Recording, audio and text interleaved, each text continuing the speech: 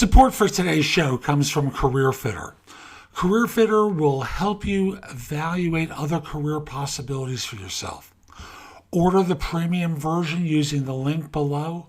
Take 10 minutes, answer 60 questions, I believe it is, and they'll give you some ideas that will get you thinking. And that's really what you want to be doing, having outside input help you think about ideas. So again, use the link in the show notes, order the premium version. This is No BS Job Search Advice Radio. 2267 is the episode number. The introduction a little different. I'm Jeff Altman, the Big Game Hunter, and welcome. I'm called the Big Game Hunter, and it started when I did recruiting. I used to hunt down leaders and staff for organizations. I've done it for a long time, helped a lot of people, and now I coach people in organizations around job search, hiring more effectively, management, leadership, as well as helping them resolve workplace issues. And today comes from a job hunter who wants to know how interviewers recognize phony candidates. It's an easy one for me, but for this person, they just don't understand how it happens. Hope you find this helpful and give it an honest review wherever you listen to the show. Saturday is the 11th anniversary of No BS Job Search Advice Radio. Can you believe it? 11 years we've been on air. And early next year, we hit episode 2300. No show is close to this one. And with that, let me just simply say we'll be back in just one moment. Support for today's show comes from Jobscan. Jobscan is a site that's going to take a look at your resume and you're going to copy and paste the job description into another field. It's going to make a comparison and give you a sense of how your resume matches up and makes recommendations for how to fix it. Again, use the link in the show notes. You'll get better results on each resume submission you make. And with that, we'll be back in one moment.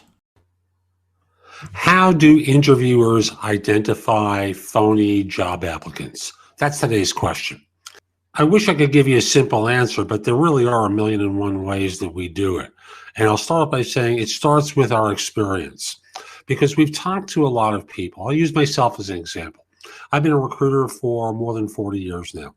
I've talked to hundreds of thousands of people. I've looked at even more resumes than that. My website says over 600,000. That's as many as I've been able to tabulate. There were plenty more before I started counting that have turned up. So, I'm involved with a lot of people now. Here's a couple of obvious ways. Number one, you claim credit for far more than you could possibly have done within a certain period of time. I remember one person who sent a resume to me many years ago claimed that he had designed and implemented like 25 major systems at a firm within 6 months of his joining. Help me understand how you do that. So you start to see the BS patterns. When you're actually interviewing someone, when you scratch beneath the surface, there's a lot of hemming and hawing or distraction or fumbling around rather than the clarity of the answer. And when you scratch even one layer down from that, man, your BS detector goes off something fierce, because there's just something in the way the person's telling the story that lets you know that there's a bull there. Another way, references. You may give me a reference, but when I call the firm, that reference doesn't work there, because I'd rather go through the corporate switchboard rather than directly to the person with their phone number that you give me. You may say they're a former employee, but I'll go to HR and find out whether or not they are a former employee and discover that you've been lying to me.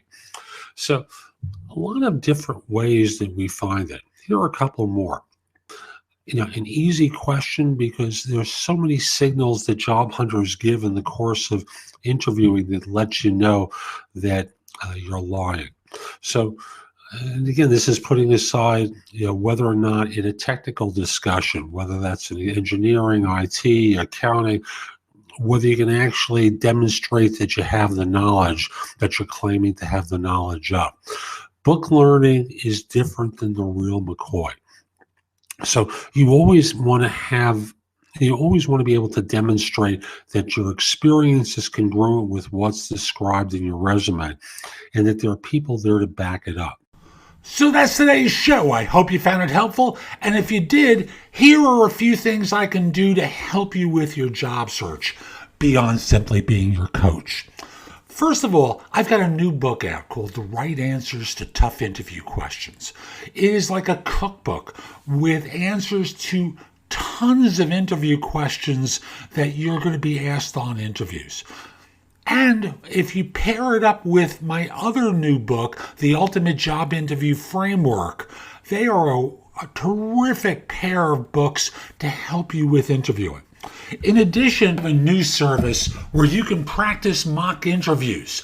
If you go to thebiggamehunter.us/mock, I've got a service there, very inexpensive, like $99, where we have mock interviews set up. I'm going to be adding more to it very soon, but you can record your answers to them, and then I can critique them and help you perform better on them.